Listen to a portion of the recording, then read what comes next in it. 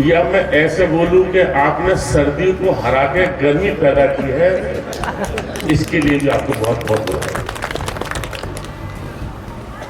हमारे ओम प्रकाश जी ने इस समाज के लिए बहुत लंबी लड़ाई लड़ी है। हमारी जब भी कभी चर्चाएं होती हैं, मिलते हैं, तो समाज सेवा के अलावा उनके पास दूसरा कोई चैप्टर होता ही नहीं है।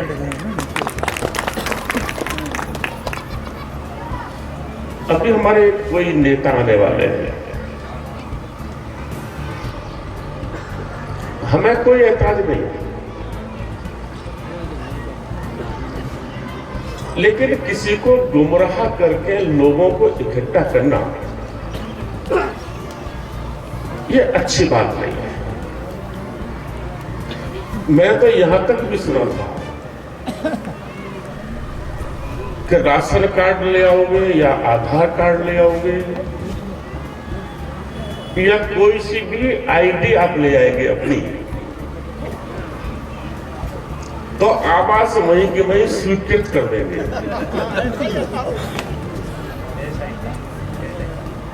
कुछ ज्यादा लंबी नहीं हो गई?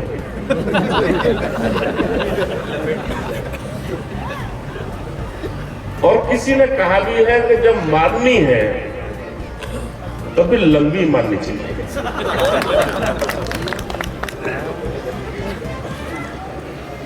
आवास किसी के हाथ में नहीं है, आवास सरकार के हाथ में है, और जो पात्र लोग हैं उनके लिए है। सबका साथ सबका विकास का जो नारा प्रधानमंत्री जी ने दिया, उसको हमने जमीन पर उतार के साकार कर दिया। हमने नहीं देखा कि हिंदू है कि मुस्लिम है कि सिख है कि ईसाई है। हमने ये भी नहीं देखा कि ये यादव है कि लोधी है कि ब्राह्मण है कि वैश्य है कि क्या है।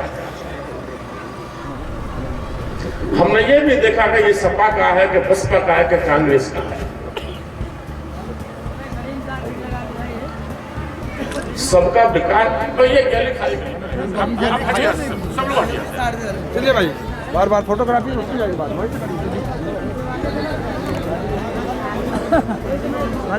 हमने नहीं देखा कौन है जो पात्र व्यक्ति था उसको अपनी सरकार की योजना का लाभ देने का काम किया। और हम जिस स्थान पर बैठे हैं, आप तो बंजारे माने भाजपा और भाजपा माने बंजारे।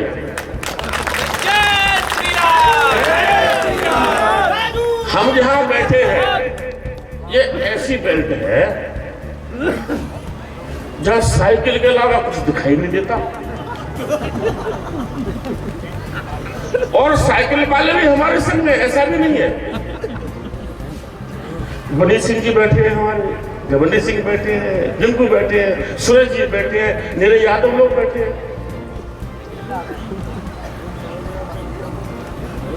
आपके गांव में भी विरोध करने वाले लोग,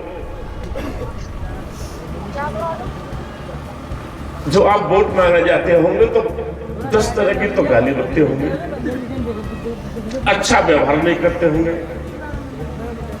सुविधाएं भी उनके घर पहुंच रही है कि नहीं पहुंच रही?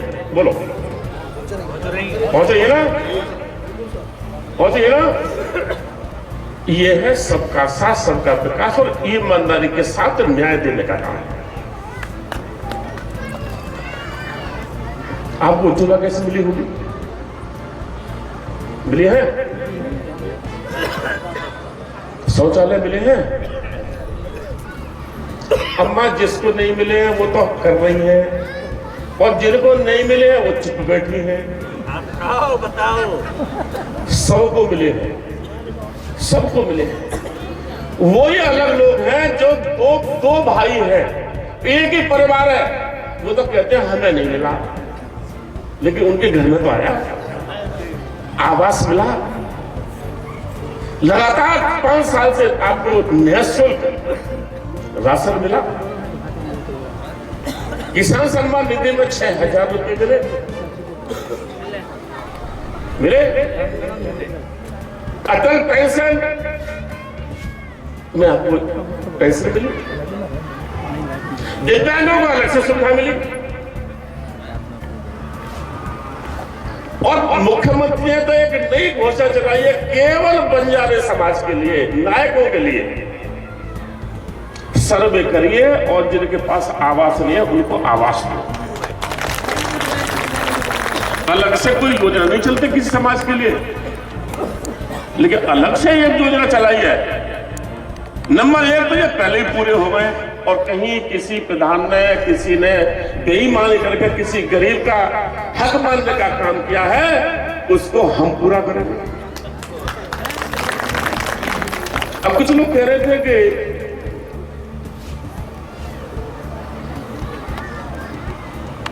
जो नेता आ रहे हैं वो करेंगे, नहीं तो फिर हम अब के बाद साइकिल की बात करेंगे। अरे करनी है तो यार बड़ी चीज करो, कार की बात करो यार।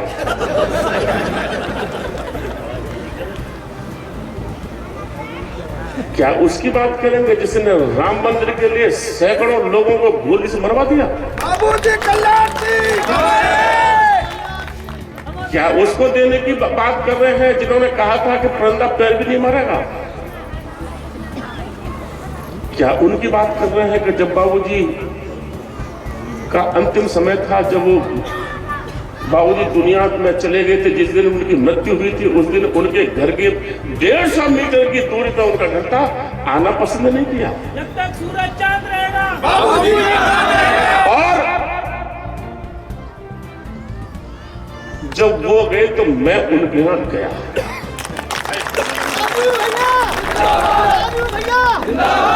मरे गिरे में तो दुश्मन के यहां भी जाना चाहिए। ये हमारी संस्कृति है, ये भारतीय संस्कृति है।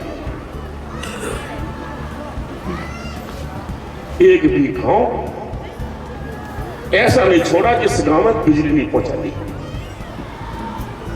और एक भी गांव ऐसा नहीं छोड़ा जहां स्कूल नहीं पहुंचा दिया।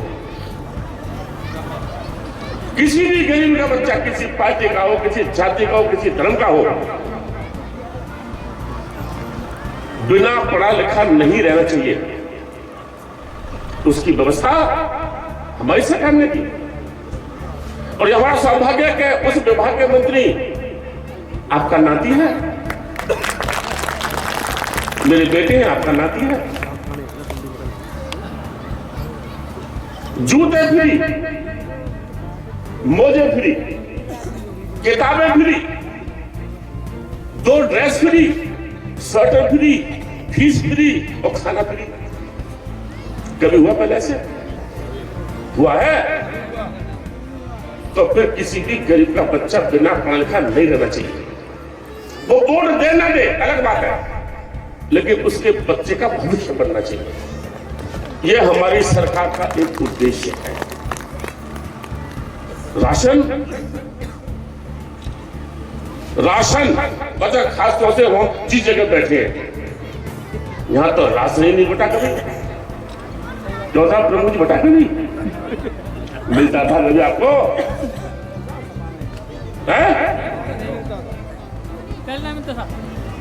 नहीं मिलता था ना? नहीं मिलता तो था 3 महीने में एक बार, 3 महीने में एक बार, और वो भी 5 किलो का, 4 किलो, 3 किलो। पहली बार जब चुनाव रहा हमने ये वादा किया था, एक भी राशन धारक बेईमानी कर जाए तो हमें पकड़ लेना, और उसका वोट मिला। और आज कहीं गड़बड़ थोड़ी बहुत हो रही हो तो मुझे नहीं मालूम, कोई भी राशन डीलर बेईमानी नहीं कर सकता। पहले तो 3 महीने का मिलता था, अब तो हम 1 महीने में 2 बार दे रहे हैं, और आप खा भी नहीं रहे होंगे। चावल तो आप लोग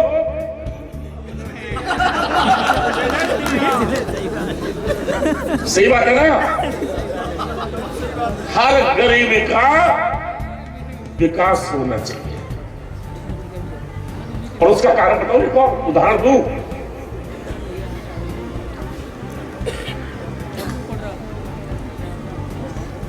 बंजारा समाज का छोड़ के कोई दूसरे गांव का आदमी मेरे पास आएगा?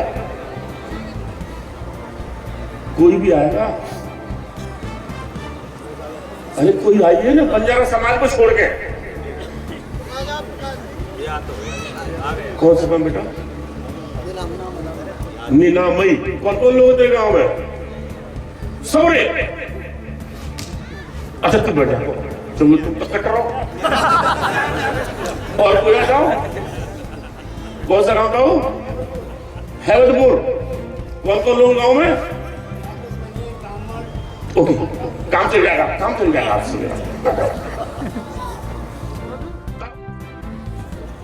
आपके गांव में बीजेपी को कितना वोट मिलता था?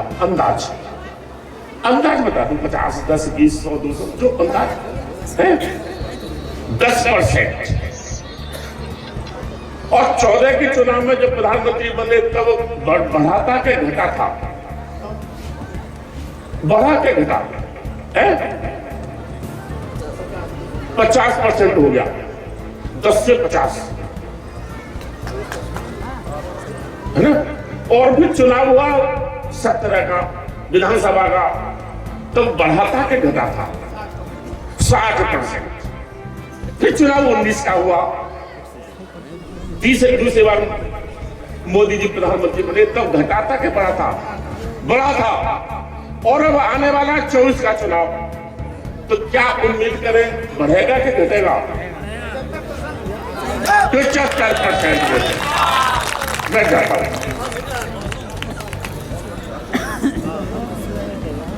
तू भी आ जा।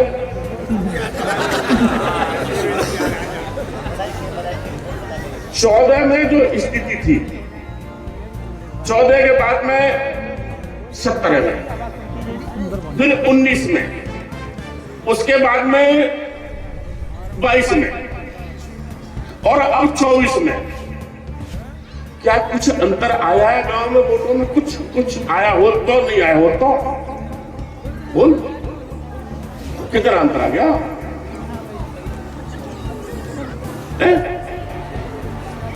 90% कैसे आ जाएगा तेरे गांव में यार? पूरे में नहीं, अपने गांव की बात कर। कछु तो अंतर हो, 70% है। मैं तो कह रहा हूं जब 10 ही वोट बढ़े तो सही कि नहीं? बेटा ये मैंने इसलिए पूछा है, पूरी ताकत जब हमारे जैसे नेता लोग बैठे जिन्होंने हमारे लिए काम किया, चाहे यादव है, चाहे वैश्य है, चाहे कोई भी है, आपकी मेहनत से उतना वोट नहीं मिला होगा जितना अब आपकी कम मेहनत करके वोट भी मिल रहा है आपको। सही है गलत है? सही है ना? ये कौन लोग हैं? यादव समाज में बढ़ रहा है, मुस्लिम समाज में ही बढ़ रहा है, जाटव समाज में ही बढ़ रहा है। ये वोट उनका है जिनके परिवार में कुछ न कुछ सुविधाएं मिल गई है। ये वोट उसका है जिनके परिवार गरीबी की रेखा से नीचे ऊपर आ गए। उनको ये लग गया कि ये सरकार रहेगी तो मेरे परिवार में हमेशा उन्नति होती रहेगी। मुलायम सिंह जी की सरकार, अभी आप बात कर रहे थे कि मैंने आपको 100 मीटर दे दी, क्या 400 मीटर दे दी, 250 मीटर दे दी। कोई गांव नहीं छोड़ा है जिस गांव को हमने जोड़ नहीं दिया। और जब सपा की सरकार होती थी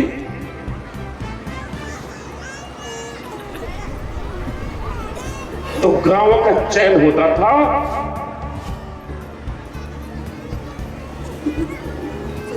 कौन से गांव? लोहिया गांव। लोहिया गांव में काम होगा, बाकी गड्ढे हो जाओ। और बसपा की सरकार आती थी तो अंबेडकर गांव में काम होगा, बाकी गड्ढे हो जाओ।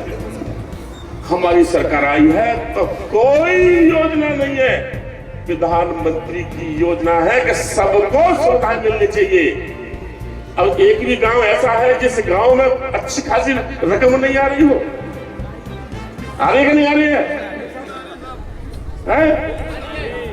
और सुनो, हम प्रधान हुए एक बार, मैं भी प्रधान रहा हूं एक बार। 600 रुपया 6,600 रुपया किस्त आई हमारी। तो मैं कितनी आती भैया बताइए? 10 लाख से लेकर 25 करोड़ तक। ये जादू बैठो बराबर में, हरदोई बैठ के बराबर, सांगरा बैठ के बराबर। 52 करोड़ पे आया। और कोई भी ऐसी नहीं है जिसमें लाखों की संख्या में पैसा नहीं आया हो।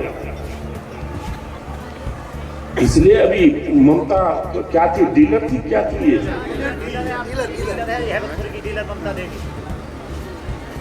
मुझे उम्मीद नहीं थी कि अच्छा बोलेगी। कोई रिश्तेदारी मोदी से तेरी बेटा? आज किसी से भी बात करो, न सतीश की बात करते हैं, न मेरी बात करते हैं, वो केवल मोदी की बात करते हैं। मैं अपने पिछले 19 के चुनाव में, चुनाव चल रहा था तो मैं निकल रहा था तो कुछ बच्चे मिले। मैंने पूछा बेटा आपके वोट किसको दोगे? तो बोला मोदी को दूंगा। मैंने उससे पूछा बेटा तेरा तो वोट ही नहीं है, छोटा बच्चा था। फिर एक अम्मा खेत कट रहे थे उसमें गेहूं के, और अभी भी गेहूं की कटाई शुरू हो जाएगी, चुनाव आएगा। शायद 23 तारीख का मेरा था, यहाँ 17 तारीख का होगा। मैंने अम्मा से पूछा अम्मा किस पार्टी को वोट दोगी? कमल को दोगी अम्मा? तो ना मैं तो कल दोगी। बोले मोदी को दोगे। माने उसको चिन्ह का पता नहीं है। मैंने कहा मैं वोट मांगने आया हूं, मैं हूं। बोले ना मोदी को दोगे। माने उनको ये लगा था कि मोदी प्रत्याशी है। माने इतना बड़ा विश्वास करना, मैं समझता हूं कि नेताओं की जितनी भी इमेज होती है वो सबसे ज्यादा खराब होती है। नेताओं का कोई भरोसा करने को तैयार नहीं होता, चाहे प्रधान हो, चाहे बीडीसी हो, चाहे एमएलए हो, चाहे एमपी हो। इस देश के प्रधानमंत्री ने यह कहा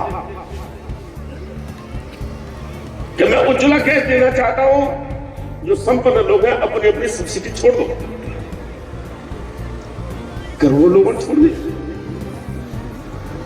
उन्होंने कहा कोरोना में कहा ताली बजाओ, सब ताली बजाने लगे। प्रधानमंत्री जी ने कहा कि सब मोमबत्ती जलाओ, मोमबत्ती जला रहे हैं। माने इस देश में पहली बार किसी नेता पे विश्वास किया है तो उसका नाम है नरेंद्र मोदी। और आज भी अगर कोई झूठी घोषणा कर दे, झूठी, तब भी जनता आंख बंद करके विश्वास करेगी उसमें। ये कम क्रेडिबिलिटी नहीं है हमारी। मोदी के लिए ऐसी पागल नहीं है। उन्होंने इस देश के गरीब लोगों को जीना सिखा दिया।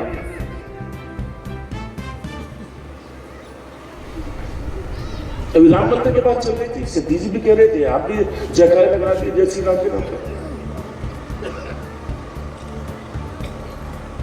और मेरा सौभाग्य है कि 22 तारीख का जो प्राण प्रतिष्ठा का प्रोग्राम था उसमें मैं था, मुझे बुलाया गया था।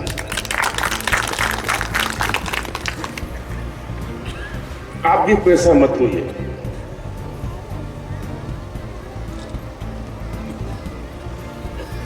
सूची बनवा रहे हैं। एक गांव से 3 लोग, एक गांव से 3 लोग, 3 तारीख में शायद 4 तारीख को डेट फिक्स हो जाएगी। सबको अयोध्या के मंदिर के रामलला के दर्शन करने का हमने प्रोग्राम बनाया, लेकिन हम नहीं जा पाएंगे उसमें। तुम जा सकते हो। हमें तो कहा है कि जो भी एमएलए एमपी या कोई वीआईपी है वो मार्च से पहले नहीं आया। लेकिन चिंता मत करो, अकेले लोग जीते जाएंगे, मैं और संजीव भैया जरूर चलेंगे आपके साथ।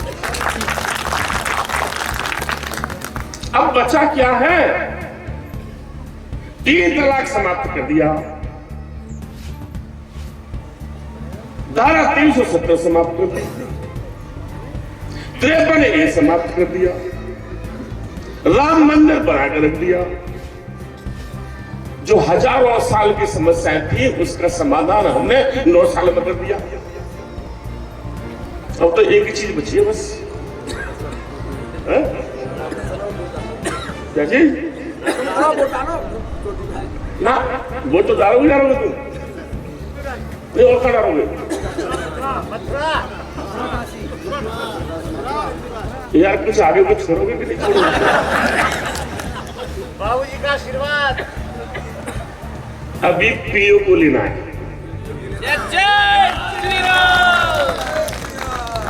जो कश्मीर का हिस्सा पाकिस्तान में अभी वो भी लेना है। और कह रहे हैं कि राम मंदिर तो एक झांकी है और मथुरा काशी बाकी है, पूरी होगी। ये किसी का दिल दुखाने के लिए नहीं है, जो हमारा अधिकार है उसको पाकर छोड़ेंगे। जिन अत्याचारियों ने जो हमारी धार्मिक आस्था पर चोट पहुंचाने का काम किया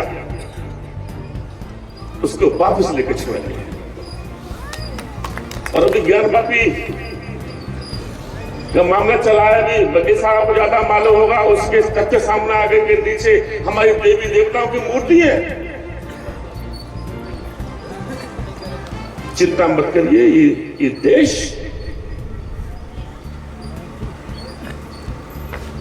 हम सुनते थे, पहले 2 चीज सुनते थे, ये देश किसी दिन विश्व गुरु बनेगा। सुनते थे कि नहीं? सुनते थे कि नहीं? ये सुनते सुनते आपके पिताजी सुनते आए होंगे, और उनके पिताजी और उनके पिताजी और उनके पिताजी और उनके पिताजी, पता नहीं कितने सुनते चले आए होंगे, लेकिन नहीं हुआ। 70-75 साल शासन करने के बाद कांग्रेस को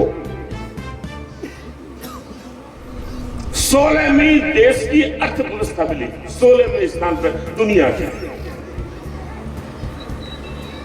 हमारे पैसे की कोई कीमत ही नहीं थी। 9.5 साल में हमारे प्रधानमंत्री ने देश की अर्थव्यवस्था 16वें नंबर से लेके 5वें नंबर पर लेके आए हम लोग। और प्रधानमंत्री जी ने एक बात और की लोकसभा में, 2024 के चुनाव के बाद 1 साल के अंदर दुनिया की 3 टॉप 10 में से एक नाम हिंदुस्तान का होगा।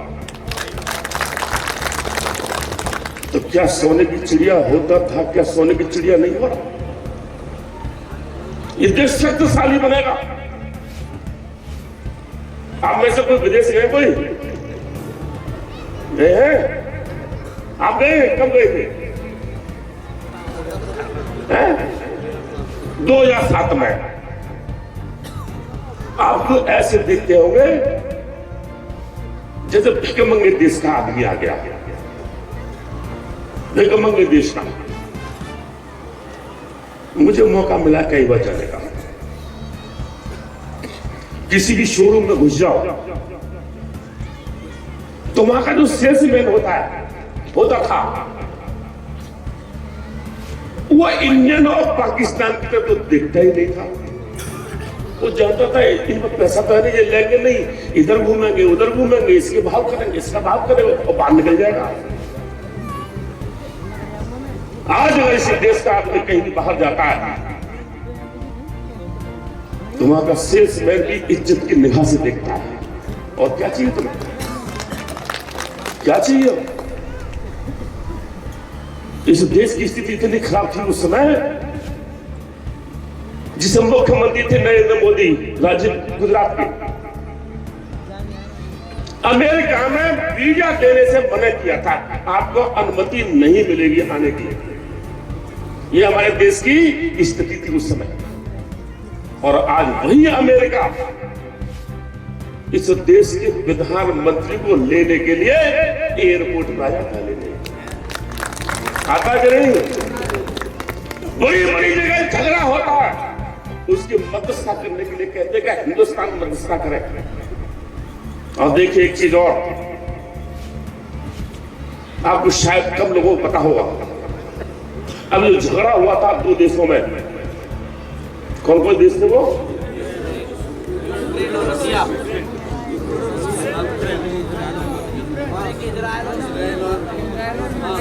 हमास नहीं, जो भी हुआ है, जो भी हुआ, हमारे देश के बच्चे वहां पढ़ते थे यूक्रेन, और रोज हजारों लोग मारे जाते थे।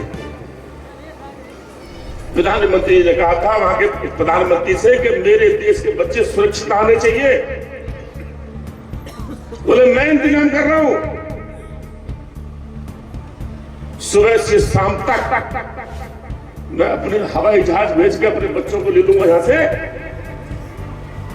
लेकिन सुबह से शाम तक हमला नहीं होगा, गोली भी नहीं चलनी चाहिए जब तक मेरे देश के बच्चे लिया जाएंगे। ये मान के चलिए कि 12 घंटे के लिए हमला बंद हो गया था।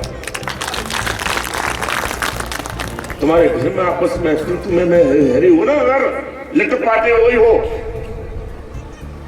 और तुमसे ये कहा जाए आधा घंटे तुम कुछ नहीं करोगे, मान जाओगे? मान जाओगे? वो तो दो देश की लड़ाई है। और जिस दिन हमारे प्रधानमंत्री उस देश में गए, वहां ये कहा गया था अगर एक भी गोली भी चल गई, कान में पटाखे की आवाज भी आ गई, तो उस देश की खैर नहीं है। ये मेरे देश की ताकत है, और ये ताकत आपका एक वोट है ना, ये एक वोट की धमक है। और एक वोट तो आपने कांग्रेस के 70 साल के कार्यकाल में लगातार दिया। वो प्रधानमंत्री होते थे, कब चले गए, कब आ गए मोदी बाबा, कभी बोलते ही नहीं थे कब आ गए, क्या करे आए, पता ही नहीं। एक वोट वो भी था, और एक वोट ये है जिसने आपके देश को नाम पूरे वर्ल्ड में, पूरे संसार में उज्जवल करने का काम किया है। और मैं तो एक काम कहना चाहता हूं, आइए बहती गंगा है, हाथ धो लो, डुबकी न लगा सको तो हाथ धो लो। राजू भैया जिंदाबाद, राजू भैया जिंदाबाद। आज भी अगर यही है कि हम तो साहब जहां दे दिया है वहीं देंगे, ऐसे भी है। वीडियो बना रहे हो नहीं तो कुछ और बोलता हूं, बहुत बोल नहीं मुझे मारे। हाँ, मैं उसी हिसाब से बोल रहा हूं, नहीं तो मैं कुछ बड़ी अच्छी भाषा में बोलता हूं। इस देश के लिए, ये देश मजबूत हाथों में रहे, ये देश किसी के सामने ना झुके, तो कमल के फूल के अलावा कोई रास्ता नहीं है। आदि योगी, आदि योगी, आदि जी, आदि जी।